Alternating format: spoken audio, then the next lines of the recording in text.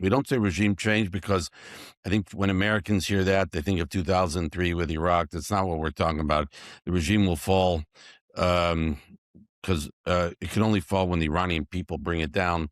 But it should be U.S. policy that to seek the collapse of this regime, and that means pressuring it in every way. Yeah, well, I think it's important to look back at the history of U.S. relations and policy towards Iran, especially over the last 4 or 5 administrations, where we've had a policy of preventing a nuclear Iran, a policy of trying to stop the Islamic Republic's spread of terrorism, both in the Middle East and around the world.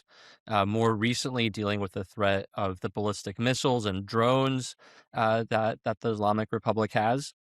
But that's always been sort of as far as American policy got. We had these problems that were clear and present problems, and we didn't really tie them back to the ideology and nature of the regime that we were dealing with. And that was maybe for a good reason, particularly when looking at the nuclear program. That clock was ticking so fast, and the clock on the regime's eventual passing from the stage maybe was ticking, but it wasn't clear when that alarm would go off. And so we had a clear and present problem to deal with, and that was the nuclear program. And anything else we just couldn't really focus on because we didn't know what the timing of it was.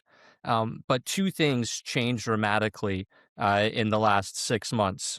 One was Israel's Operation or Rising Lion, and the U.S. Operation Midnight Hammer, which stopped that nuclear clock, which bought time to focus on other things.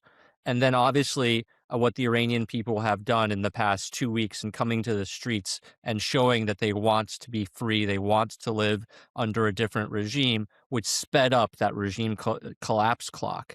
And I think that really gives U.S. policymakers a chance to focus on what the real problem is.